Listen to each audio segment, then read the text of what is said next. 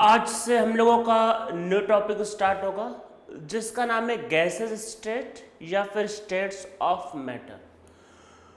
तो हम लोग अब कुछ टॉपिक जो करेंगे वो सिर्फ और सिर्फ फिजिकल केमिस्ट्री के होंगे। जैसे पहले करेंगे गैसेस स्टेट, ये जिसको बोलते हैं कई बार स्टेट ऑफ मैटर, ऐसा भी करके बुक में दिया रहता है। इसके बाद हम लोग करेंगे थर्मोडायनेमिक्स, उसके बाद हम लोग करेंगे chemical equilibrium and ionic equilibrium, और उसके बाद रिडॉक्स रिएक्शन। तो ये जो लगातार अभी 4-5 चैप्टर आने वाले हैं, ये सारे के सारे किसके चैप्टर होंगे? फिजिकल केमिस्ट्री के।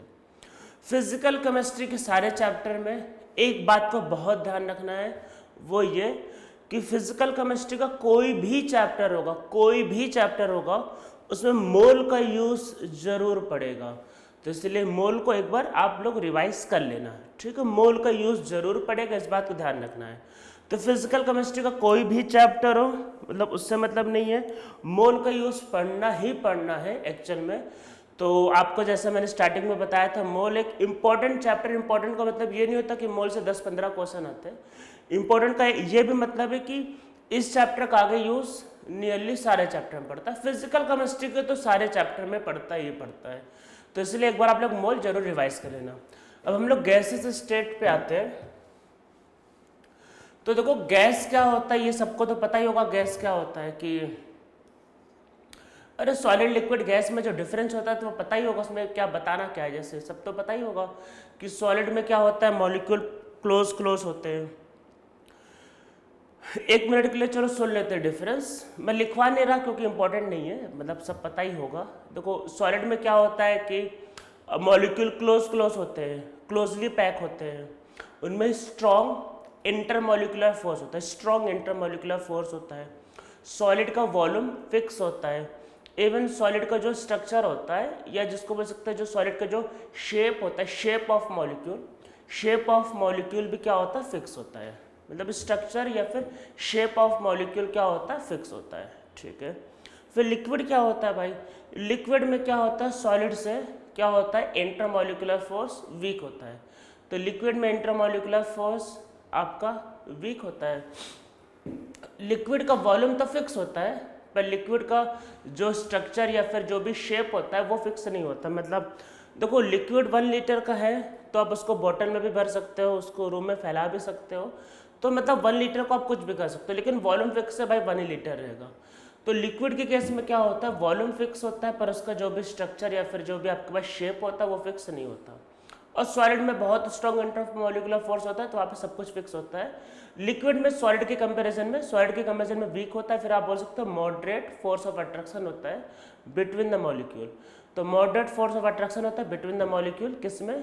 लिक्विड में। अगर आप गैस की बात करते हो तो गैस में क्या होता है कि 2 मॉलिक्यूल के बीच में वीक फोर्स ऑफ अट्रैक्शन होता है। तो गैस में 2 मॉलिक्यूल के बीच में जो फोर्स ऑफ अट्रैक्शन होता है वो वीक होता है। इस वजह से क्या होता है, गैस मॉलिक्यूल, जैसे अगर आप छोटे से कंटेनर लोगे, मान लो छोटा सा बीकर लिया तो छोटे से बीकर में भी आ जाएंगे। बड़ा कंटेनर लोगे, बड़ा बीकर लोगे तो उसमें भी आ जाएंगे। गैस मॉलिक्यूल का जो डिस्टेंस, मान लो अब अगर आप इस रूम की बात करो तो पता है वो गैस मॉलिक्यूल लगातार घूमते रहते हैं, आपस में टकराते रहते हैं, कभी पास आएंगे टकरा के, कभी दूर चले जाएंगे। तो गैस मॉलिक्यूल का क्या होता है कि 2 मॉलिक्यूल में डिस्टेंस भी फिक्स नहीं होता है, और इस वजह से गैस मॉलिक्यूल का वॉल्यूम भी जो होता है वो फिक्स नहीं होता है। मतलब अगर आप छोटा सा कंटेनर लोगे तो गैस उसमें आ जाएगा, उसको ओपन कर दो तो फिर गैस पूरे रूम में आ जाएगा, ठीक है। तो गैस का जो वॉल्यूम होता है वो एक्चुअली में फिक्स नहीं होता है, और वो आपके पास क्या होगा, मतलब कि जैसा भी वॉल्यूम होगा उसके अकॉर्डिंग क्या होगा, गैस फैल जाता है, ठीक है। तो गैस का वॉल्यूम क्या होता है? फिक्स नहीं होता है। उसमें वीक इंटरमॉलिक्यूलर फोर्स होता है ना, वॉल्यूम फिक्स है। जब वॉल्यूम फिक्स नहीं तो भाई स्ट्रक्चर कैसे फिक्स होगा? तो कोई क्वेश्चन ही नहीं उठता है। गैस मॉलिक्यूल का वही आपको ध्यान रखना, वीक इंटरमॉलिक्यूलर फोर्स होता है। हम लोग इस चैप्टर में मेनली स्टडी करते हैं गैस के बारे में। फिर बोलोगे सर लिक्विड और सॉलिड क्लास 12th में आता है। तो क्लास 12th में आगे जाके इवन जब फिजिकल केमिस्ट्री खत्म होने वाला होता है तो आपको लिक्विड स्टेट या लिक्विड सोल्यूशन एंड फिर सॉलिड स्टेट अलग से पढ़ाया जाता है, अलग से चैप्टर ही होता है एक्चुअल में। तो हम लोगों को जो भी यहाँ पे फोकस करना है, जो भी हम लोगों का यहाँ पे मतलब स्टडी जो करना है, वो हम लोगों को गैस के लिए सिर्फ करना है, सिर्फ गैस के लिए। सॉलिड और लिक्विड का अभी है नहीं और उसको आगे करेंगे। तो अभी गैस को करना है, बाकी सॉलिड और लिक्विड को आगे करते उसका भी जरूरत एक्चुअल में है नहीं, जरूरत भी नहीं, इस वजह से भी नहीं करते एक्चुअल में। तो अब देखो, इस चैप्टर को स्टार्ट करने के पहले मैं आप लोगों को कुछ एक टर्म समझाने जा रहा हूँ। मतलब देखो, चैप्टर में जैसे क्या होता है, बॉयल्स लॉ, चार्ल्स लॉ, बहुत लोगों को पता होगा, मेरे हिसाब से सब लोगों को ये बेसिक लॉ तो पता ही होंगे एक्चुअल में। तो पर इस चैप्टर को स्टार्ट करने के पहले एक्चुअल में कुछ बेसिक चीज़ें हमको पता होनी चाहिए। तो पहले उसको देख लेते। एक चीज़ इस चैप्टर में ध्यान रखना, यूनिट मतलब फॉर्मूले एक्चुअल में अगर मैं मोल से कंपेयर करूँ, मोल कॉन्सेप्ट से गैसेस स्टेट को कंपेयर करूँ, तो मोल से ये रिलेटिवली इजी चैप्टर है, काफ़ी इजी चैप्टर है। इसके न्यूमेरिकल बहुत ज़्यादा सिंपल होते हैं, पर बस एक बात का ध्यान रखना, यूनिट का। लोग यूनिट का ध्यान नहीं रखते हैं और यूनिट पे ध्यान नहीं देने की वजह से चीज़ें गलत हो जाती है। और यूनिट के बारे में तो फिजिक्स में मेरे हिसाब से अब तक तो करवा ही दिया गया होगा। Unit and dimension chapter physics में रहा होगा आप लोगों को, तो यूनिट के बारे में डिटेल में तो फिजिक्स में करवाया ही गया होगा। तो यूनिट के बारे में को समझाने लायक तो है नहीं, तो स्टार्टिंग में तो आप लोगों को करवाया ही गया होगा एक्चुअल में यूनिट के बारे में। तो यूनिट के बारे में सब कुछ पता ही होगा एक्चुअल में। तो यूनिट के बारे में सब पता ही होगा, तो हम लोग इसमें मतलब चैप्टर स्टार्ट करते हैं, उसमें बस एक बात का ध्यान रखना, यूनिट का। फॉर्मूले बहुत सिंपल है, न्यूमेरिकल बहुत सिंपल होते हैं। एक ही मतलब कंडीशन है जिस पे गलत हो सकता है, मतलब जिसमें आपका कैलकुलेशन रॉन्ग हो सकता है, वो यूनिट। लोग यूनिट का ध्यान नहीं देते हैं, क्वेश्चंस गलत हो जाते हैं। तो मैं पहले कुछ एक टर्म डिफाइन करूँगा, उनकी वैल्यूज लिखूँगा विथ यूनिट, और उनके कन्वर्जन्स को याद रखना है, ठीक है। इसका यूज चैप्टर में बहुत ज़्यादा पड़ेगा। तो स्टार्ट करते हैं टेम्परेचर से। लोगों को टेम्परेचर बहुत पसंद होता है।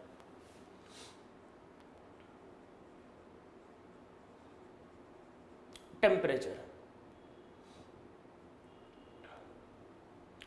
तो क्वेश्चन ये आता है कि टेम्परेचर ये है क्या, ये क्या बताता है टेम्परेचर। टेम्परेचर एक्चुअल में ये बताता है कि कोई भी बॉडी कितनी गर्म है या फिर कितनी ठंडी है। अरे बोलते ना कि भाई -10 डिग्री बहुत ठंडा है, ऐसे बोलते ना बहुत ठंडा है। या मान लो 70 डिग्री है, मान लो कोई मतलब पानी 70 डिग्री है मान लो, तो बोलो कि बहुत गर्म है, तो ऐसा बोलते ना गर्म है ठंडा है। तो कोई भी बॉडी कितना गर्म है या फिर कितना ठंडा है वो बताता है टेम्परेचर। तो क्या बताता है ये, तो लिखो, it measures the degree of hotness और कोल्डनेस। अरे ठंडा भी तो चेक करते हैं ना, जब ठंडी के दिन आते हैं बोलते हैं ना बहुत ठंडी है, तो वही कोल्डनेस, डिग्री ऑफ हॉटनेस और coldness of a body. It measures degree of hotness और कोल्डनेस ऑफ अ बॉडी, कि भाई कोई भी बॉडी कितना गर्म है या फिर कितना ठंडा है, कौन बताता है, टेम्परेचर, ठीक है। टेम्परेचर ये बताता है। अब ये तो सबको पता ही होगा एक्चुअल में।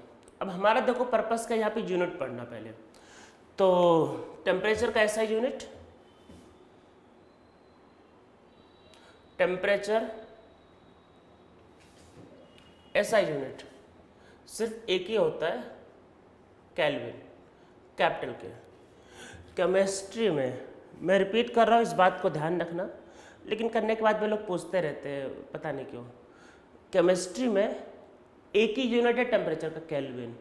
केल्विन के अलावा ना कोई यूनिट है और ना ही यूज़ करना है। ये चीज़ मैं बहुत क्लियरली बता देता हूँ, केमिस्ट्री में सिर्फ एक ही यूनिट है टेम्परेचर। कोई भी चैप्टर हो, कुछ भी करना हो, टेम्परेचर सिर्फ और सिर्फ केल्विन में ही लेना है, केल्विन के अलावा किसी और में लेना ही नहीं है, ये बात को ध्यान रखना है।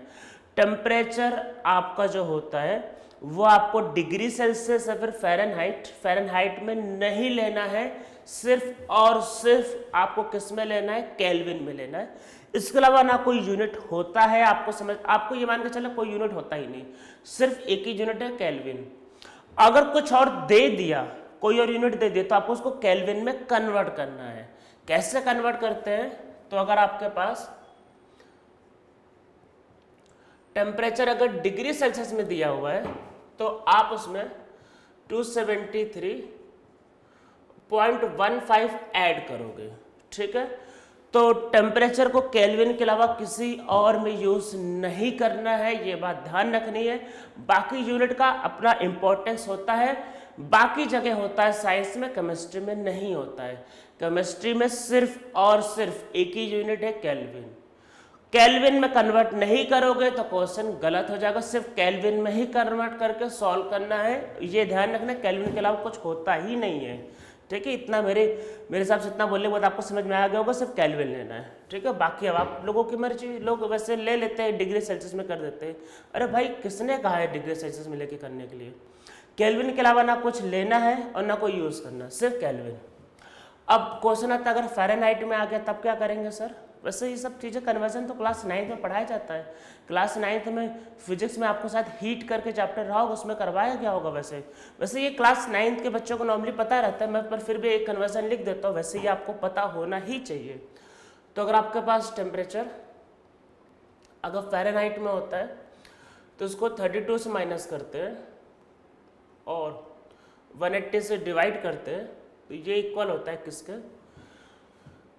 टेम्परेचर इन डिग्री सेल्सियस और बाई 100, ठीक है। या जिसको आप बोल सकते हो जो टेम्परेचर जो डिग्री सेल्सियस में होता है, फॉर्मूला यही लिखा रहता है हर जगह।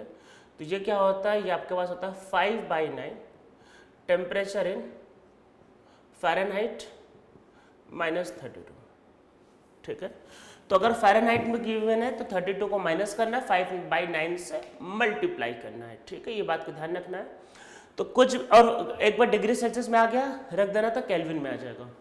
तो एक बात का ध्यान रखना है, टेम्परेचर सिर्फ और सिर्फ किस में मेजर होगा? केल्विन में, ठीक है। इसके अलावा आपको कोई यूनिट का यूज नहीं करना है, अदरवाइज क्वेश्चन गलत हो जाएगा। मैं जैसा भी उम्मीद कर रहा था कि शायद मार्कर ये स्ट्रिक करेगा, इसलिए मैं बहुत ध्यान दे रहा था, वही हो गया। एक्चुअल में कुछ मार्कर में थोड़ी सी मिस्टेक हो गई है, तो एक्चुअल में इरेज ही नहीं हो रहा है।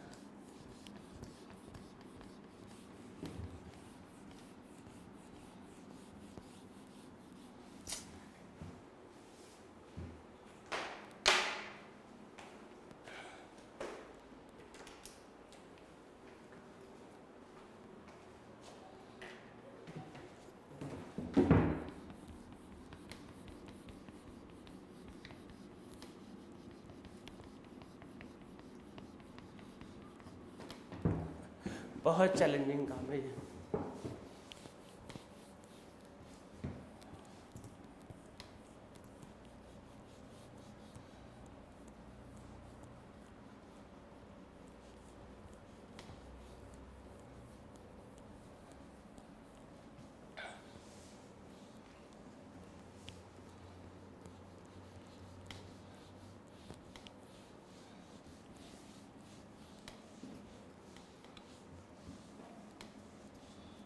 ठीक है, तो अभी आगे बढ़ते हैं, आगे का धीरे धीरे ये भी रेस हो जाएगा, हो नहीं पा रहे चल में बहुत ज़्यादा डिफिकल्ट हो गया है। ठीक है, चलो टेम्परेचर हो गया, अब आगे बढ़ते हैं। आगे क्या हो सकता है?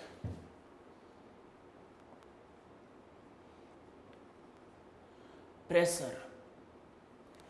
कि ये भाई प्रेशर क्या होता है? तो जैसे प्रेशर बोलो तो वैसे छोटे बच्चे बोल देते हैं सर फोर्स बाय एरिया। तो पहले डेफिनेशन लिख लो क्या होता है।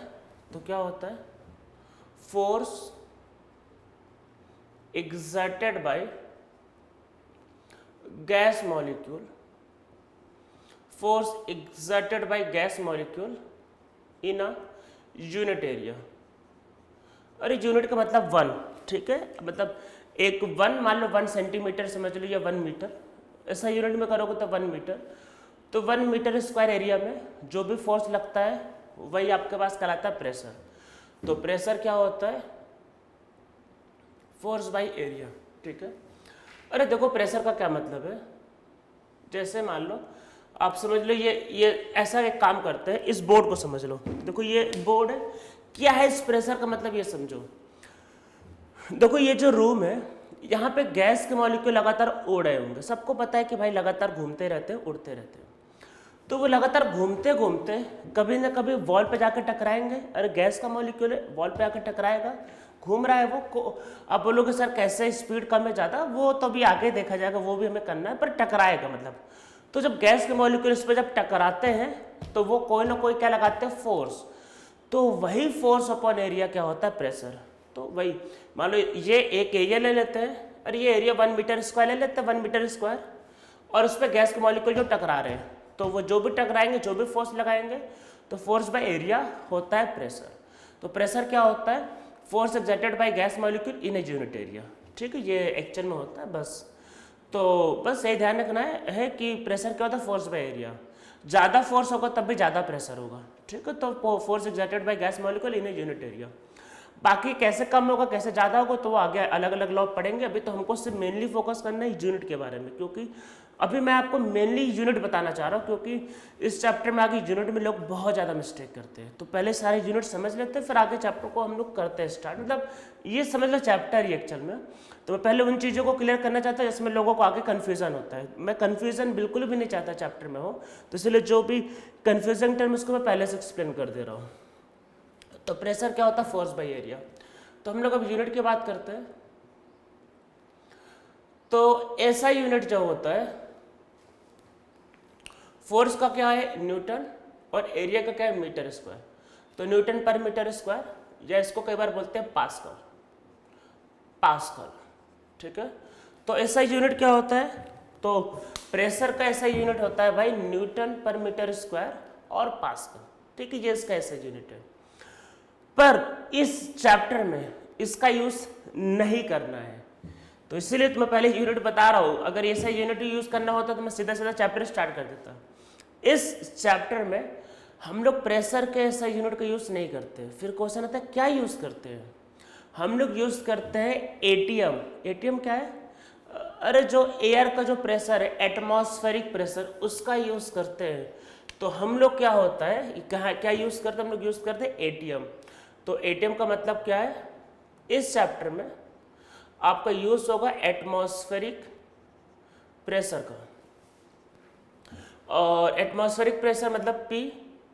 अगर आप एटीएम में लोगे, मतलब एटीएम में लेना, ये यूज करना है। तो इसका पहले कन्वर्जन लिख लेते हैं। ये होता है 1.01 है ये, 325। अरे लिख दिया, पूरा लिख दिया क्योंकि मुझे याद है ये। और इंटू 10⁵ पास्कल। तो 1 एटीएम कितना होता है, 1 एटीएम होता है भाई 1.01325 इंटू 10⁵ पास्कल। या फिर इसको आप लिख सकते हो, पूरा अगर लिखना चाहो तो इसको लिखते हो 1.01325 पास्कल। ठीक है, ये इसकी वैल्यू होती है। ठीक है, ये एटमॉस्फेरिक प्रेशर का क्या होता है, एटीएम में वैल्यू होती है। तो आप नीचे लिखो, इसमें लिखो इन this chapter we measure MEASURE, we measure pressure in ATM। we measure pressure in ATM। तो हम लोग प्रेशर को किस में मेजर करेंगे इस चैप्टर में, एटीएम में। ठीक है, तो अब सबसे पहला तो क्वेश्चन यही आता है कि भाई ये वैल्यू आया कहाँ से सर आपने लिख दिया ये वैल्यू। तो चलो उसको भी समझ लेते हैं कि क्या है इस वैल्यू का, मतलब इस वैल्यू के पीछे की कहानी। तो इसको समझते हैं।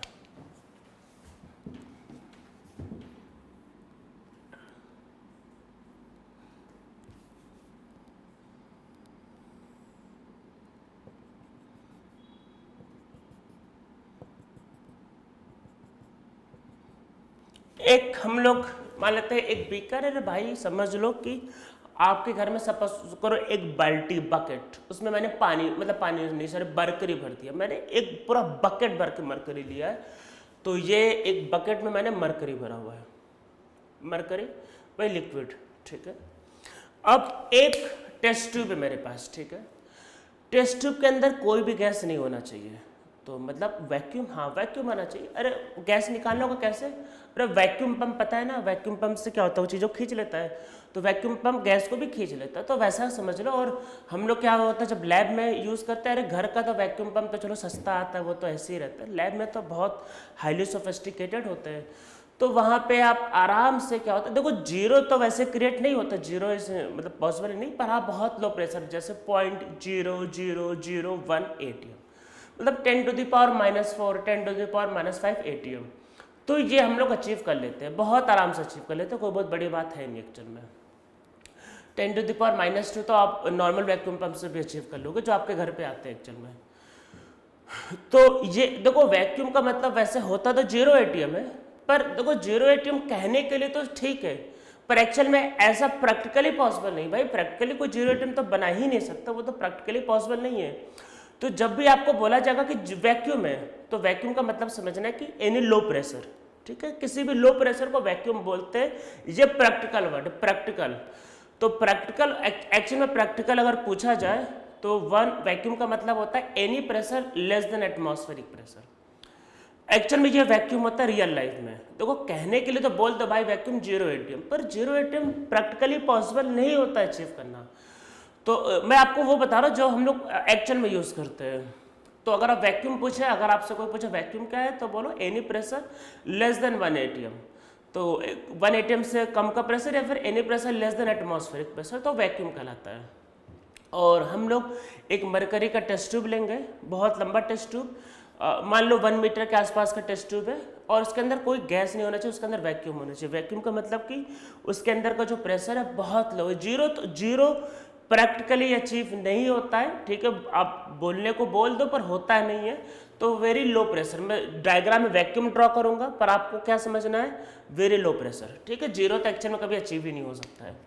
तो मैं एक टेस्ट ट्यूब को लाया बहुत लो प्रेशर पे, मैंने मतलब वैक्यूम पंप से मैंने उसका प्रेशर घटा दिया, मैंने उसको बंद कर दिया, अरे बंद कर दिया, ऐसे वैक्यूम लॉक कर दिया, मैं टेस्ट ट्यूब के नीचे लाया, मतलब देखो ये टेस्ट ट्यूब है, यहाँ पे मैं नीचे लाया और इसको अंदर डिप करा के छोड़ दिया। अब देखो क्या होगा, अंदर कोई गैस नहीं, तो अंदर कोई गैस नहीं है, ठीक है। अच्छा बाहर यहाँ पे एयर है, ठीक है, तो एयर एक प्रेशर लगाएगा कितना, 1 ATM, अरे पता ही होता है कि, तो क्या होगा इस पे 1 ATM का प्रेशर लगेगा।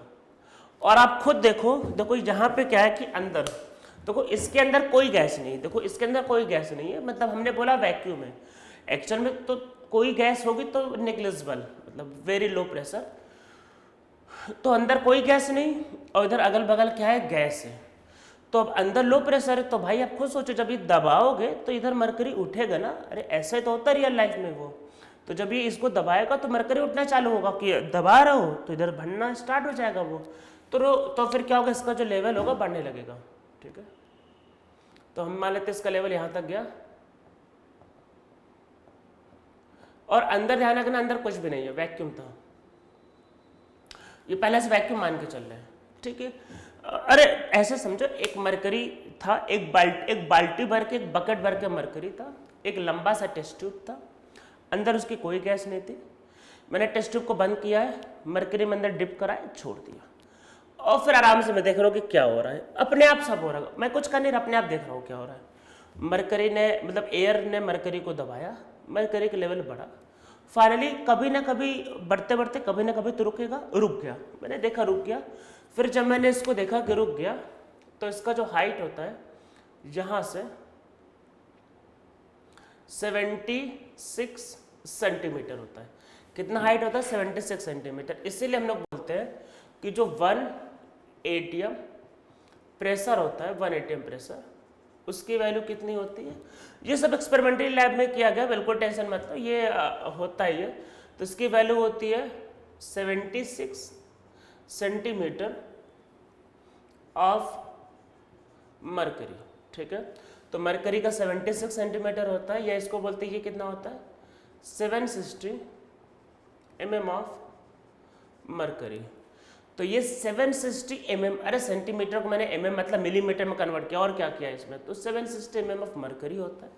या एक यूनिट और समझो, इसमें हम लोग ATM में क्यों कर रहे हैं ATM में, क्योंकि इस चैप्टर में यूनिट किस में यूज होगा, ATM में, तो कुछ भी दिया होगा तो आपको ATM में कन्वर्ट करना होगा। साथ में 1 mm ऑफ Hg होता है 1 टॉर, ठीक है। तो उस लॉजिक के हिसाब से 1 atm क्या होता है 760 टॉर, ठीक है। तो 1 atm आपका 760 टॉर भी होता है। तो 1 atm 760 टॉर या फिर 1 mm ऑफ Hg 1 टॉर, अरे टॉर भी एक यूनिट है, ठीक है। तो ये सब लिख लो। अब हम लोग वो वैल्यू निकालते हैं जिसका लिए हम लोग ये सब कर रहे हैं, ठीक है। ये सब पे लिखना है, सबका यूज पड़ता है। अब देखो इसमें कैसे निकाल सकते हैं। तो अब सबसे पहले मरकरी जो होता है उसकी डेंसिटी। देखो मरकरी हम लोग थर्मामीटर में यूज करते हैं, उसमें कई रीजन है, एक्चुअली बहुत से रीजन है। उसमें वन ऑफ द रीजन ये भी है कि नेचर में जितने भी लिक्विड मिलते हैं, जितने भी लिक्विड नेचर में मिलते हैं, उसमें मरकरी की डेंसिटी सबसे ज़्यादा है। मरकरी मोस्ट डेंस लिक्विड है, ये भी वन ऑफ द रीजन है एक्चुअल में। हाँ, दूसरा ग्लास से उसका फोर्स ऑफ अट्रैक्शन 0 होता है। अरे आप कभी मान लो एक गिलास के पानी, मतलब एक गिलास के बोतल में या एक ग्लास में मान लो, अरे ग्लास का मान लो, एक गिलास मान लो, एक क्या है मतलब ग्लास का मान लेते गिलास है ठीक है, मान लेते एक कांच का गिलास है, मान लेते कांच का गिलास है हमारे पास, भाई समझ लो ग्लास का गिलास। तो कांच का गिलास है और उसमें अगर आप पानी डालोगे, पानी को गिराओ तो देखो उसमें कुछ ना कुछ वाटर बच जाता है, कुछ ना कुछ 2-4 ड्रॉप बच जाते हैं। मरकरी आप भरो, गिरा दो, एक मॉलिक्यूल या एक एटम नहीं बचेगा, पूरा का पूरा गिर जाएगा। तो मरकरी से क्या होता है, ग्लास से अट्रैक्शन 0 होता है, मरकरी ग्लास में स्टिक नहीं करता। ये भी एक वन ऑफ द रीजन है मरकरी के यूज करने को। दूसरा इसकी डेंसिटी बहुत हाई होती है, मोस्ट डेंस लिक्विड, इससे ज़्यादा डेंस लिक्विड कोई नहीं होता। मतलब मरकरी में, क्योंकि देखो ऐसा होता है मरकरी में आपस में खुद में, मतलब खुद के मॉलिक्यूल में फोर्स ऑफ अट्रैक्शन, मतलब मरकरी के खुद के मॉलिक्यूल में फोर्स ऑफ अट्रैक्शन बहुत हाई होता है, इसलिए ग्लास में स्टिक नहीं करता है।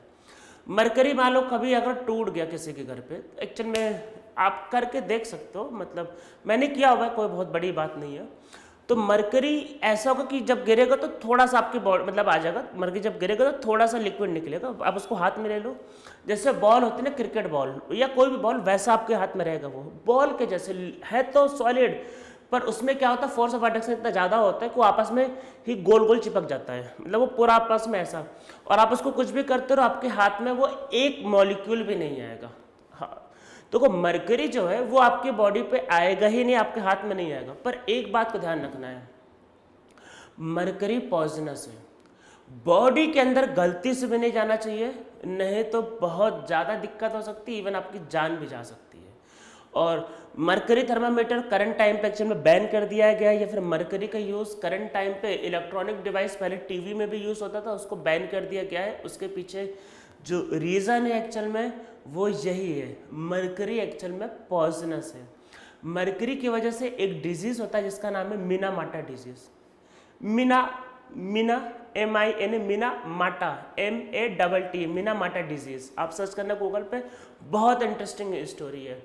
इसकी स्टोरी एक्चुअल में ऐसा है कि जापान में एक जगह है जिसका नाम है मिनामाटा। तो वहाँ, अरे जापान में पता ही होता है इलेक्ट्रॉनिक डिवाइस बहुत ज़्यादा बनते हैं, मतलब आप देखोगे तो जापान और साउथ कोरिया बहुत छोटे छोटे कंट्री, पर वहाँ पे इलेक्ट्रॉनिक के बहुत ज़्यादा ही कंपनी है, जैसे सोनी हो गया, पैनासोनिक हो गया, वो सब जापानीज कंपनी है। तो वहाँ पे क्या है कि मतलब बहुत बड़े लेवल पे टीवी या फिर मतलब इलेक्ट्रॉनिक डिवाइस बना करते हैं। तो इलेक्ट्रॉनिक डिवाइस में मरकरी की यूज़ बहुत ज़्यादा होता था। तो मरकरी क्या होता था कि जब बनते थे तो पता ही होता कि बहुत ज़्यादा वेस्ट भी होता है। तो मिनामाटा में इंडस्ट्री थी, तो वहाँ पे क्या था कि समुद्र के पास था, तो समुद्र में बहुत बड़े लेवल पे उन लोगों ने इलेक्ट्रॉनिक डिवाइस को मतलब क्या है कि फेंक दिया। अरे आदमी ऐसे तो करता है, देखा ही होगा आप लोगों ने कि लोग कूड़ा कहीं भी फेंकते रहते, तो काफ़ी बड़े लेवल पर फेंका गया। तो उससे जो मरकरी निकला उसको मछली, मतलब पता होगा फिश लोगों ने मछली ने खा लिया। और सबसे ज़्यादा पता ही होगा कि मछली कहाँ, फिश कहाँ खाई जाती है, जापान में, मतलब पर कैपिटा बहुत ज़्यादा खाई जाती है। तो उन लोगों ने उसको खाया, तो उन लोगों की बॉडी में मरकरी आ गया, और जिसकी वजह से लोगों की बॉडी मतलब थोड़ी सी ब्लू होने लगी, थोड़ा सा मतलब दिक्कतें होने लगी। तो अब क्योंकि दिक्कतें किसकी वजह से हुआ, आपका मछली की वजह से, और मछली कहाँ से आई थी, मिनामाटा, तो इसलिए इस डिजीज़ का नाम रखा गया मिनामाटा डिजीज़। तो मरकरी याद रखना है, मरकरी एक पॉइजन है, पॉइजनस है सब्सटेंस, बॉडी के अंदर नहीं आनी चाहिए। नहीं, और अगर गया कुछ भी हो सकता है, आपके एक्चुअल में दिमाग पे भी असर करता है। मरकरी का इफेक्ट एक्चुअल में सीधा सीधा हमारे मतलब ब्रेन पे होता है, न्यूरो सिस्टम भी इसको बोलते हैं, सीधा सीधा इफेक्ट करता है। ये इसका मतलब बहुत ज़्यादा बैड इफेक्ट है एक्चुअल में। और साथ में अगर ज़्यादा इफेक्ट हो गया, ज़्यादा बॉडी में आ गया तो जान भी जा सकती है। ठीक है, हाथ में लिखा है कोई दिक्कत नहीं, पर बॉडी के अंदर नहीं जाना चाहिए। और वो एक सिंगल मॉलिक्यूल आपके हाथ पे नहीं आएगा, बिल्कुल टेंशन मत लो, क्योंकि मरकरी में आपस में फोर्स ऑफ अट्रैक्शन बहुत हाई होता है। वो किसी सरफेस पे स्टिक ही नहीं करता है, तो वो आपके हाथ पे या फिर ग्लास में स्टिक ही नहीं करता है वो। ठीक है, तो ये जो मैंने बताया आपको समझ में आ गया होगा। तो अब देखो ये है क्या कि जो मरकरी जो होता है उसका डेंसिटी कितना होता है। तो डेंसिटी ऑफ मरकरी क्या होता है, वो होता है 13.6 ग्राम पर ml। ठीक है, या इसको लिख सकते हैं 13.6, अरे ग्राम को मैंने केजी कर दिया, ग्राम को मैंने केजी किया तो ml को मैंने लीटर किया। ठीक है, अरे ग्राम को मैंने केजी किया, ml को मैंने लीटर किया। ठीक है, अरे 1 केजी में 1000 ग्राम होता है, 1 लीटर में 1000 ml, 1000 कट गया। ठीक है, या इसको लिख सकता हूँ 13.6 इंटू 10⁻³ kg पर मीटर क्यूब। ये मैंने कन्वर्जन किया। ये मतलब क्या किया, देखो 1 मीटर क्यूब क्या होता है, 1000 लीटर होता है। तो इस कन्वर्जन का मैंने यहाँ पे यूज़ किया है। तो अगर आप इसको kg पर मीटर क्यूब में करोगे तो 13.6 इंटू 10⁻³। देखो वॉल्यूम जो होता है, वॉल्यूम का ऐसा यूनिट जो होता है वो मीटर क्यूब होता है। ठीक है, वॉल्यूम का ऐसा यूनिट लीटर नहीं होता, वो मैं आपको अगले वाले टॉपिक में लिखवाऊंगा वैसे। तो वॉल्यूम जो होता है वो लीटर में मतलब ऐसा यूनिट नहीं होता, वो किसमें होता है, मीटर क्यूब में। तो मीटर क्यूब में कन्वर्ट करोगे तो ये इसकी वैल्यू आएगी। तो 1 मीटर क्यूब कितना होता है, 1000 लीटर होता है एक्चुअल में। ठीक है, ये अब हम लोग क्या है कि वैल्यू निकालते कैसे होगा प्रेशर की वैल्यू। तो देखो क्या होता है, प्रेशर इक्वल टू क्या होता है, एच डी जी या एच रो जी। अरे डेंसिटी को हम लोग रो से भी लिखते हैं, इसको रो या फिर डी। ठीक है, एच रो जी। ये फॉर्मूला जो मैंने लिखा, pressure equal to H into rho into G. Class 9th में 10th में कुछ बच्चों को रहता है, कुछ लोगों को पता होगा, नहीं भी पता तो ये समझ लो, ये प्रेशर का फॉर्मूला होता है, हाइट इंटू डेंसिटी इंटू जी, ग्रेविटी एक्चुअल में या फिर एक्सेलरेशन। तो ये आपका फॉर्मूला होता है। तो हम लोग अब इसका यूज करते हैं। देखो तो देखो प्रेशर क्या होगा, हाइट कितना राइज करता है मरकरी, मीटर में लेना, ऐसा यूनिट लेंथ का मीटर होता है तो 0.76। उसका डेंसिटी ऐसा यूनिट में ये होता है तो क्या है 13.6 इंटू 10⁻³ और जी की वैल्यू 9.8। ठीक है, इन सबको मल्टीप्लाई कर दो, सो वही आएगा 1.01325 इंटू 10⁵। तो क्योंकि ऐसा यूनिट में है तो इसलिए ये क्या आएगा, न्यूटन पर मीटर स्क्वायर, उसको लिखते हैं। या फिर प्रेशर क्या होता है 1.01 ही ले लो इंटू 10⁵ पास्कल। ठीक है, ये आपके पास वैल्यू होती है 1 atm। अरे 1 atm में ही था ना ये। तो ये जो हाइट है, ये हाइट जो है ये किसकी वजह से आ रही है, 1 atm की वजह से। तो 1 atm की वैल्यू क्या होती है 1.01 इंटू 10⁵ पास्कल।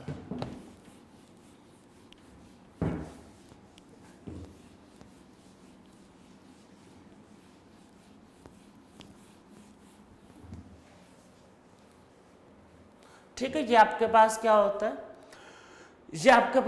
प्रेशर की वैल्यू। एक लास्ट वैल्यू लिख लेते हैं एक और, फिर आगे बढ़ते हैं। देखो एयर का जो प्रेशर होता है एक्चुअल में वो कितना होता है 1 atm। पर आप लोगों को शायद ज्योग्राफी रहा होगा क्लास 9-10 तक, तो बोला होगा कि कई बार अरे सन की हीट की वजह से कुछ मॉलिक्यूल उड़ जाते हैं और प्रेशर कम हो जाता है। अरे सुना होगा ना कहानी कि हीटिंग होती है तो फिर कुछ मॉलिक्यूल उड़ जाते हैं, प्रेशर कम हो जाता है, तभी तो एयर चलता है ना, जिसको बोलते हैं विंड फ्लो करता है। तो विंड कैसे फ्लो करता है, वो इसी रीजन से करता है ना, प्रेशर डिक्रीज कर जाता है। अरे ज्योग्राफी जाकर पढ़ना समझ में आ जाएगा। तो 1 atm क्या होता है कि देखो बोलना तो थ्योरेटिकली तो ठीक है, पर एक्चुअल में जो रियल लाइफ में जो देखते हैं प्रेशर इससे थोड़ा सा कम रहता है। अरे सन हीटिंग वीटिंग करता है तो थोड़ा सा कम हो जाता है। तो एक यूनिट और ध्यान रखो इसमें 1 बार। ठीक है, बार प्रेशर का यूनिट ध्यान रखना, कुछ और नहीं समझना है। बार प्रेशर का यूनिट है, ये क्या होता है 10⁵ पास्कल। या फिर 1 ATM कितना होता है, वो होता है 1.01325 बार। ठीक है, मतलब बार ATM से थोड़ा सा कम होता है, थोड़ा सा कम है देखो। और रियल लाइफ में प्रेशर जो होता है वो एक्चुअली में 1 बार के आसपास होता है। ठीक है, तो ये हो गया प्रेशर के बारे में। इस चैप्टर में गैस का प्रेशर आपको लेना है ATM में, या फिर समझ लो बार में भी। बार भी नियरली सेम है, 1.01 ही तो है वो। यह ATM में लेना है, पास्कल में प्रेशर को नहीं लेना है, इस बात को ध्यान रखना है। ठीक है, तो ये हो गया आपके पास प्रेशर। अब आगे आते हैं वॉल्यूम, कि भाई वॉल्यूम क्या होता है। तो देखो बचपन से सबने कहानी तो सुनी होगी कि अगर आप एक छोटा सा मान लो बॉटल है, अरे मान लो ऐसे इस रूम में बॉटल है, नहीं समझा देता हूँ। अगर एक छोटा सा बॉटल है, उसमें अगर गैस भरा है तो गैस उसका वॉल्यूम ऑक्यूपाई करेगा। उसको खोल दोगे पूरे रूम में तो पूरे रूम का वॉल्यूम ऑक्यूपाई करेगा। तो एक्चुअल में क्या होता है, गैस का खुद का तो कोई वॉल्यूम में नहीं होता। अरे गैस मॉलिक्यूल क्या होते हैं, देखो वॉल्यूम तो वो होगा ना जहाँ पे क्लोज पैक होंगे। छोटे में आपने छोटे बॉटल में रखा तो मॉलिक्यूल पास पास रहेंगे, और ओपन कर दोगे तो रूम में फैल जाएंगे। तो होता क्या है, जो कंटेनर का वॉल्यूम है वही आपको गैस का वॉल्यूम लेना है। अरे गैस तो पूरा कंटेनर में ही फैल जाता है ना, तो जो कंटेनर का वॉल्यूम होगा उसी को गैस का वॉल्यूम समझ के सॉल्व करना, क्योंकि गैस तो पूरे रूम में फैलता है। तो इसमें नीचे लिखो volume of container, volume of container is taken as volume of gas, because gas always occupy complete container,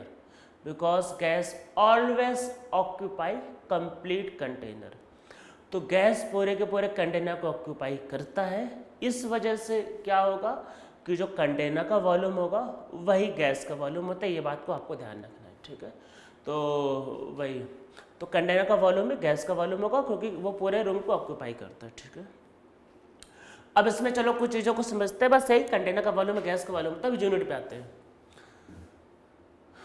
तो वॉल्यूम का ऐसा यूनिट मीटर क्यूब होता है। क्या होता है, मीटर क्यूब। पर मीटर क्यूब लेना नहीं है, होता है मीटर क्यूब। जैसे प्रेशर का क्या होता है, पास्कल। लेना नहीं है, लेना ATM है। तो वॉल्यूम का क्या होता है, मीटर क्यूब। बस लेना नहीं है। लेकिन इसलिए तो पहले से आपको बोल दिया चैप्टर के स्टार्ट में कि यूनिट का बहुत ध्यान रखना है, नहीं तो चैप्टर में दिक्कत हो जाएगी। बाकी अदरवाइज इस चैप्टर में कोई दिक्कत नहीं आएगी। ठीक, मतलब मैं आपको बता रहा हूँ कि जो क्वेश्चन जब कोई आता है एग्जाम में, तो उसमें 50% यूनिट की वजह से गलती होने के चांस होते हैं, 50% अदर रीजन। मतलब भाई फॉर्मूला नहीं पता ये वो, 50% यूनिट का रोल है इस चैप्टर में।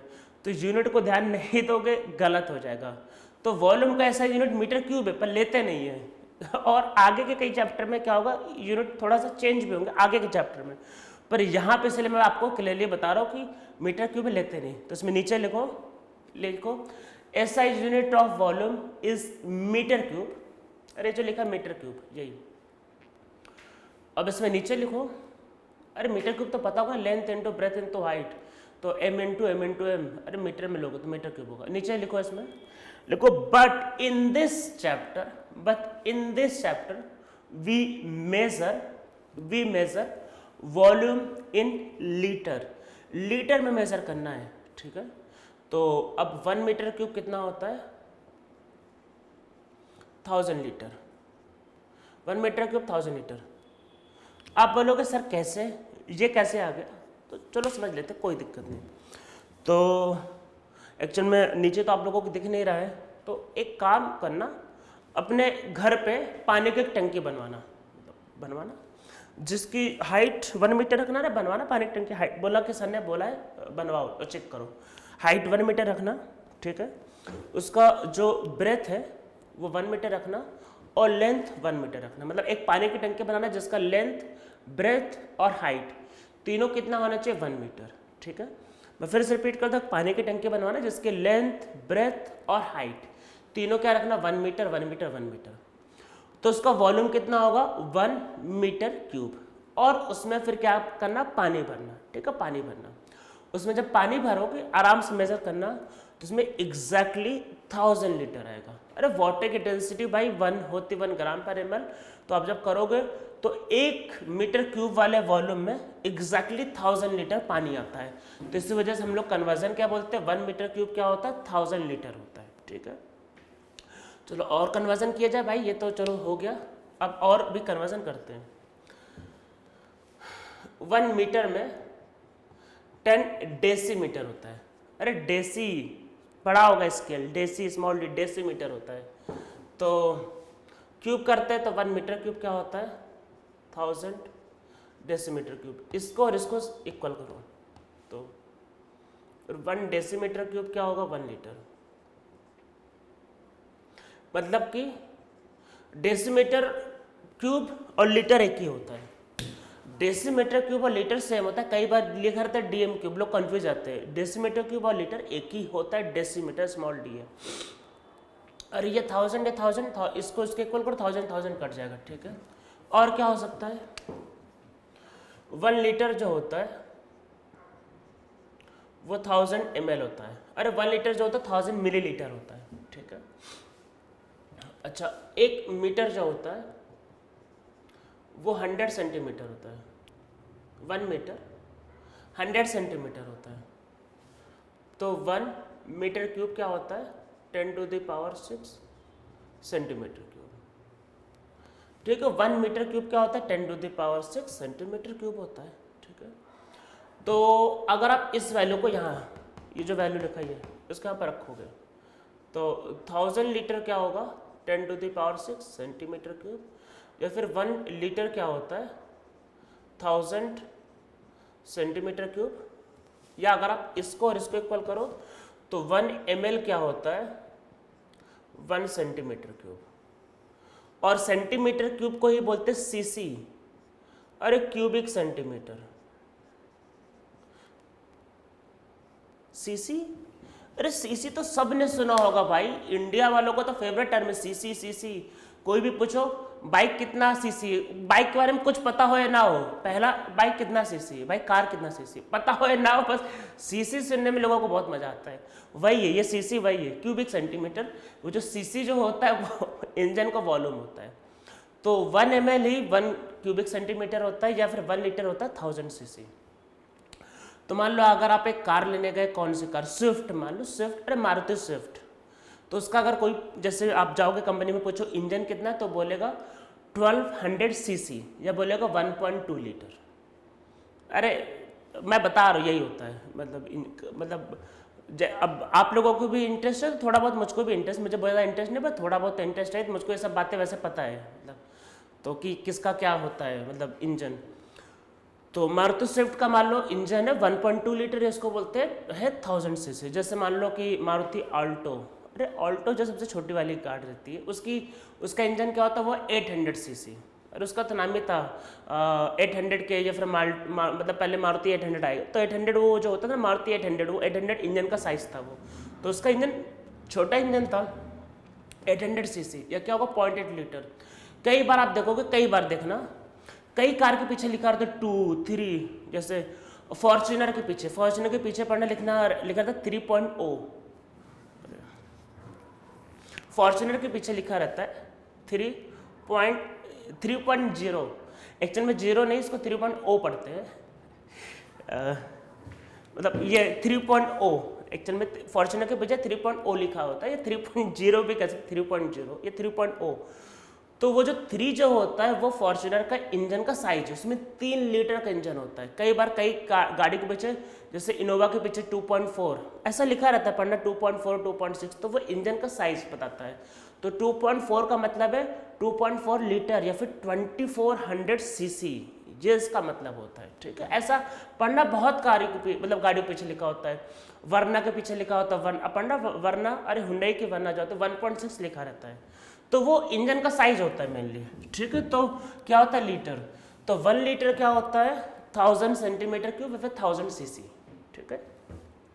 सब मेरे हिसाब से क्लियर होगा, ये जो भी कन्वर्जन है चैप्टर में किस में यूज करना है? चैप्टर में वॉल्यूम यूज होगा एक ही टर्म में, कौन है? Metre cube. सॉरी, एक ही टर्म में किस में यूज करना है? लीटर में। तो इस चैप्टर में हमारा जो भी वॉल्यूम है वो किस में मेजर होगा? लीटर में याद रखना है। तो मतलब अभी तक जो समझा उसमें ये टेम्परेचर, सिर्फ टेम्परेचर तो यहाँ छोड़ो, पूरे केमिस्ट्री में टेम्परेचर का एक ही यूनिट है केल्विन। प्रेशर का यूनिट के बारे में पास्कल भी होता है, पर इस चैप्टर में किस में यूज करेंगे? एटीएम में। और तीसरा वॉल्यूम के ऐसा यूनिट मीटर क्यूब होता है, पर इस चैप्टर में क्या यूज करेंगे? लीटर। तो इस चैप्टर में लीटर में लेना। अब एक टर्म और समझना है जिसके बारे में अभी लिख लेते हैं। अभी देखो फॉर्मूला तो डिराइव नहीं हुआ, पर अभी लिख लेते हैं, तो क्योंकि आगे इसकी वैल्यू बतानी पड़ती है, अभी लिख लेते हैं। तो एक लिखते हैं, यूनिवर्सल गैस कांस्टेंट आर। सबसे पहले यूनिवर्सल का मतलब क्या होता है? जब लोगों से पूछो कि सर यूनिवर्सल का मतलब क्या है, तो लोग बोलते हैं कि सर पूरे यूनिवर्स में चलेगा। कि जैसे फार्मूला इसको लेके कोई मार्स में या फिर जुपिटर में जाकर सॉल्व करने वाला है, या प्लूटो में। अरे ऐसा कुछ नहीं होता। यूनिवर्सल का मतलब यूनिवर्स नहीं होता।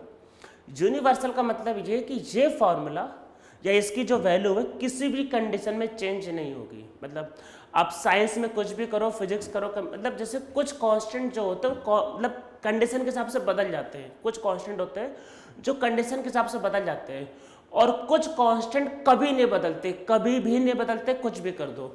तो जैसे ग्रेविटेशनल कांस्टेंट नहीं बदलता, पर जैसे अरे कैपिटल जी की वैल्यू कभी नहीं बदलती है। पर आपको शायद पता होगा स्मॉल जी जो होता है वो इक्वेटर के पास 9.8 होता है, तो पोल के पास, अरे नॉर्थ पोल या साउथ पोल के पास वो 10 होता है। तो उसकी वैल्यू बदल जाती है, एक्चुअली में जी की वैल्यू बदल जाती है स्मॉल जी की, पर कैपिटल जी की वैल्यू कभी नहीं बदलती। वैसे ही तो कैपिटल जी को बोलते हैं यूनिवर्सल ग्रेविटेशनल कांस्टेंट। तो यूनिवर्सल का मतलब ये है कि उसकी वैल्यू किसी भी कंडीशन में नहीं बदलेगी।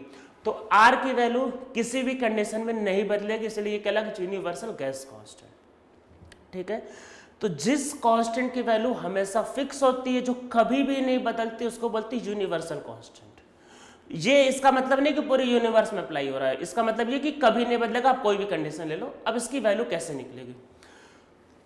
तो एक फॉर्मूला होता है PV = nRT। आप लोगों सर ये कहाँ से आया? अरे एक्चुअल में इस चैप्टर में हम लोगों को ये फॉर्मूला डेराइव करना है। ठीक है, नेक्स्ट लेक्चर में वैसे इस फॉर्मूले का डेरिवेशन आ जाएगा। ठीक है, पर अभी क्यों करें? क्योंकि इसकी वैल्यू निकालनी है। क्योंकि मैं तब निकालूंगा तब याद करवाऊंगा तो नहीं, मैं पहले से ही सारी वैल्यू लिखवा देना चाहता हूँ, जिससे चैप्टर में आगे हम लोगों को बहुत ईजिली चलता जाए वो। तो अब आगे, क्योंकि आर की वैल्यू मैं आपको सही बता रहा हूँ, अभी जेई मेन, आज देखो 2 सितंबर जेई मेन के एग्जाम चालू हो गए। मैं आपको एकदम रियल बात बता रहा हूँ। अगर 10 लोग मान लेते हैं वैल्यू, जैसे एग्जाम देने जा रहा हूँ, मान लो जेई मेन का एग्जाम दे रहे 10 लोग जा रहे हैं, मैं सबको एक एक पेपर दे दूँ और बोलूँ कि सब लोग गैस कांस्टेंट आर की सारी वैल्यू लिखो। इसकी 3 वैल्यू भी मैं लिख रहा हूँ, सारी वैल्यू लिखो। 10 में से सिर्फ 2 या 3 लोग ही सारी वैल्यू लिख पाएंगे, और 7 या 8 लोग पूरी वैल्यू लिख ही नहीं पाते हैं। ये फैक्ट है ये। जबकि इस वैल्यू का यूज बहुत ज़्यादा पड़ता रहता है, तो लोग लिख ही नहीं पाते, और जो लिख नहीं पाते वो वही लोग होते हैं जिनका जेईई क्वालिफाई नहीं होता। तो इसलिए मैं इसके बारे में पहले से बता देना चाहता हूँ, क्योंकि ये इसका यूज़ केमिस्ट्री में आगे बहुत ज़्यादा होने वाला है। और पहले मैं वैल्यू निकाल देता हूँ। ठीक है, तो इस फॉर्मूले का डेरिवेशन आगे आएगा भाई, आगे आएगा, आगे करेंगे। ठीक है, तो अभी बस क्यों कर रहे हैं? क्योंकि अभी हमको इसकी वैल्यू चाहिए। वैल्यू लिख लेंगे, याद कर लेंगे, आगे इसका डेरिवेशन देखेंगे। आर की वैल्यू पहले याद करना है। ठीक है, इंपॉर्टेंट यूज पड़ेगा, यहाँ इंपॉर्टेंट है, आगे कई चैप्टर में इसका इंपॉर्टेंस है, इसीलिए इसको पहले कर रहे हैं। तो हम लोगों को अरे वो याद करो मोल कॉन्सेप्ट। अरे मोल भी तो बताया थोड़ी देर पहले, बिना मोल के तो आगे चैप्टर नहीं होगा। मोल कॉन्सेप्ट में याद करो, एवोगैड्रो ने क्या एक्सपेरिमेंट किया था? एवोगैड्रो ने बोला था अगर आप बाहर का टेम्परेचर 0 डिग्री रखते हो और बाहर का प्रेशर अगर 1 atm रखते हो, अरे जिसको हम लोगों ने स्टीपी बोला था, अरे याद करो क्या बोला था? स्टैंडर्ड टेम्परेचर और प्रेशर। तो एवोगैड्रो ने कहा था अगर आप बाहर का टेम्परेचर 0 डिग्री रखोगे, बाहर का प्रेशर 1 atm रखोगे, तो अंदर जो गैस होती है, अगर 1 मोल गैस है तो उसका जो वॉल्यूम होगा वो 22.4 लीटर होता है। तो एवोगैड्रो ने क्या बोला था कि volume occupied by 1 mole gas at STP is always 22.4 litre. ठीक है, इसको अब करते हैं। तो जो बोला भाई, प्रेशर कितना लेने के लिए बोला 1 ATM। यूनिट के साथ रखना है। आर की वैल्यू जैसे मैंने कहा 3 वैल्यू होती है, तो लोग जो वैल्यू तो लिख देते हैं, यूनिट नहीं लिख पाते। तो यूनिट के साथ रखना है, यही तो सबसे ज़्यादा मतलब इसमें ध्यान देने वाली बात है।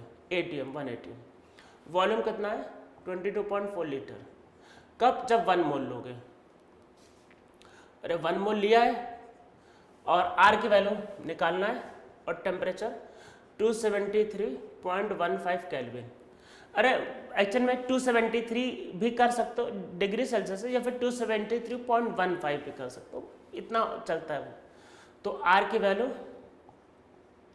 22/273.15, इसको डिवाइड कर लेता हूँ। तो आर की वैल्यू क्या आएगी? ये आएगी 0.08।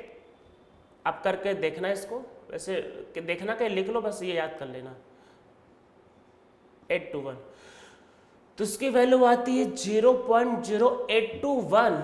अच्छा ये इधर गया है तो यूनिट क्या है? यूनिट ध्यान देना, सबसे इंपॉर्टेंट ये है ATM लीटर पर मोल पर केल्विन।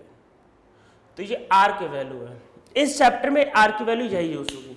क्या यूज होगी? 0.0821 ATM लीटर पर मोल पर केल्विन। ठीक है, अरे डिवाइड हो गया फिर ये। तो इसको ऐसा ही लिखते हैं, या फिर आप चाहो तो मोल इंटू केल्विन भी कर सकते हो। नीचे मोल इंटू केल्विन, फिर वैसे लिखा ऐसे जाता है पर मोल पर केल्विन। ठीक है, तो आर की ये वैल्यू है। इसमें वो मैथ्स वाला दिमाग मत लगाना कि ये नीचे से ऊपर आ जाएगा। ठीक है, मतलब ये बताना चाह रहे इसके ये डिवाइड हो रहा है और इससे ये भी डिवाइड हो रहा है, तो वही पर मोल पर केल्विन। ठीक है, ये आर की वैल्यू। अब और वैल्यू क्या होती है? तो देखो मैं सिर्फ यूनिट बताना चाह रहा हूँ, यूनिट, सिर्फ यूनिट, उसको ध्यान रखना, सिर्फ यूनिट पे फोकस करना। मैं कुछ डेरिवेशन नहीं करवा रहा, सिर्फ यूनिट। यूनिट के बारे में बस ध्यान देना। यूनिट का डेरिवेशन है भाई, मैं कोई फॉर्मूला नहीं बता रहा। वर्क जो होता है, अच्छा फोर्स इंटू डिस्टेंस होता है। यूनिट पे आना सिर्फ, फोर्स इंटू डिस्टेंस होता है वर्क। ठीक है, अच्छा फोर्स क्या हो सकता है? Pressure into area into distance. सिर्फ यूनिट को देखना हो गया अभी, और मैं कोई डेरिवेशन कुछ नहीं बता रहा। वर्क फोर्स इंटू डिस्टेंस होता है। फोर्स क्या होता है? Pressure into area. अरे अभी तो बताया प्रेशर फोर्स बाई एरिया, तो force pressure into area into distance. अब यूनिट की बात करते हैं, तो ये जूल होगा यूनिट, और प्रेशर का क्या होगा? पास्कल। अरे पास्कल। और एरिया का क्या होगा? यूनिट, मीटर स्क्वायर, और इसका मीटर। अरे भाई सब कुछ ऐसा यूनिट में कर रही है। ठीक है, तो एरिया मीटर स्क्वायर होगा, और मीटर मतलब 1 जूल की जो होता है, ये होता है 1 पास्कल इंटू मीटर क्यूब। अरे ये एक यूनिट है भाई, ये ध्यान देना, यूनिट है ये। ठीक है, अब देखो ये जो लिखा है ATM लीटर, इसको कन्वर्जन समझते हैं। देखो ATM लीटर। ठीक है, ATM की वैल्यू क्या होती है? 1.01325 इंटू 10⁵ पास्कल। अरे यही तो होता है ATM। और लीटर क्या होगा? 1 मीटर क्यूब होता है 1000 लीटर, तो 1 लीटर क्या होगा? 10⁻³ मीटर क्यूब। ठीक है, इसको इससे मल्टीप्लाई करो तो ये आएगा 101.325 पास्कल इंटू मीटर क्यूब। अच्छा ये होता है, हाँ ये होता है 1 ATM लीटर, और पास्कल मीटर क्यूब होता है जूल। अरे बगल में तो दिखा रखा है, तो मतलब कि ये ध्यान रखना 1 ATM लीटर होता है 101.325 जूल। ठीक है, तो अब इसकी जगह इसको रिप्लेस करो।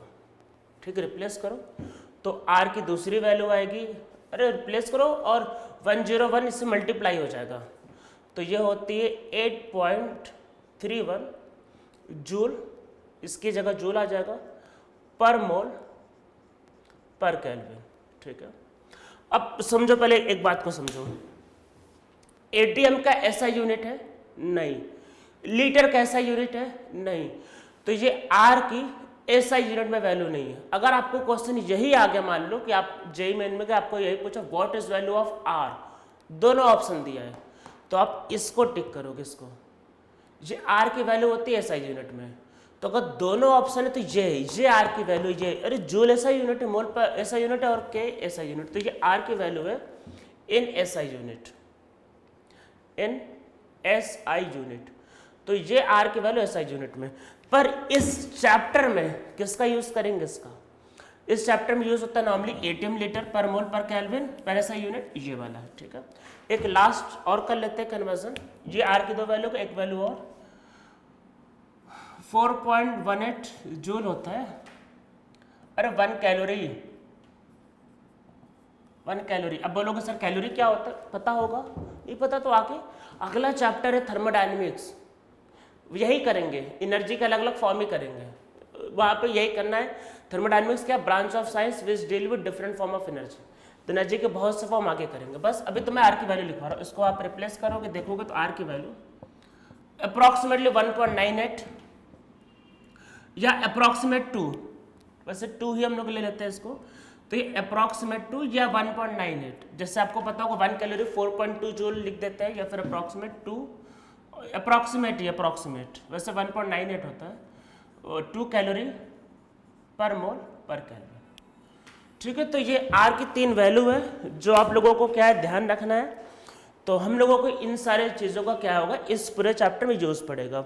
तो हम लोग चैप्टर में वही आगे लॉ को पढ़ेंगे, पर उसको करने के पहले जैसा मैंने बताया कि यूनिट बहुत बहुत इंपॉर्टेंट है। मैं आपको सही बता रहा हूँ कि जो लोग जेईई मेन देने जा रहे होते हैं, मैं अगर सबको 10 लाख लोगों को एग्जाम देने मतलब बोल दूं कि भाई आर की वैल्यू लिख दो, तीनों वैल्यू, ये वैल्यू ये वैल्यू ये वैल्यू विथ यूनिट, ज़्यादा से ज़्यादा 1.5 लाख या 2 लाख बच्चे लिख पाएंगे, और वो वही होता है जो एग्जाम क्वालिफाई करने वाले होते हैं।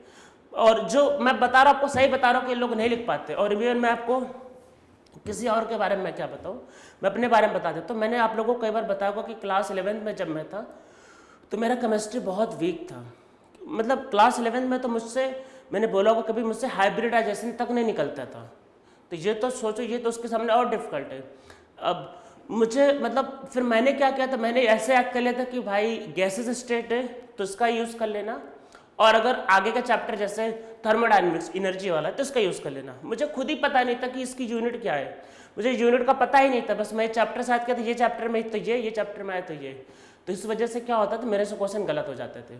फिर मैंने बताया था क्लास 12 में मुझे एक अच्छा टीचर मिला, उसने समझा दिया ऐसे ऐसे होता है। मुझे लगा अरे वाह केमिस्ट्री इतना ईजी होता है, तो मुझको रियलाइज़ हुआ कि केमिस्ट्री सबसे ईजी और सबसे अच्छा सब्जेक्ट है। तो इसलिए आर की वैल्यू आपको याद रखना है विथ यूनिट। और ये फैक्ट एक्चुअल में जो लोग एग्जाम देने जाते रहते हैं, अगर मैं उनसे आर की वैल्यू पूछूं तो उसमें से 80% लोगों को आर की वैल्यू नहीं पता रहता है, और वो वही लोग होते हैं जिन लोगों से जेईई में नहीं निकलने वाला होता है। ठीक है, आज के फर्स्ट लेक्चर में हम लोग इतना ही करते हैं। अब सेकंड लेक्चर में हम लोग इसके आगे कंटिन्यू करेंगे, हम लोग वहाँ पर डिफरेंट टाइप्स ऑफ लॉ को पढ़ेंगे।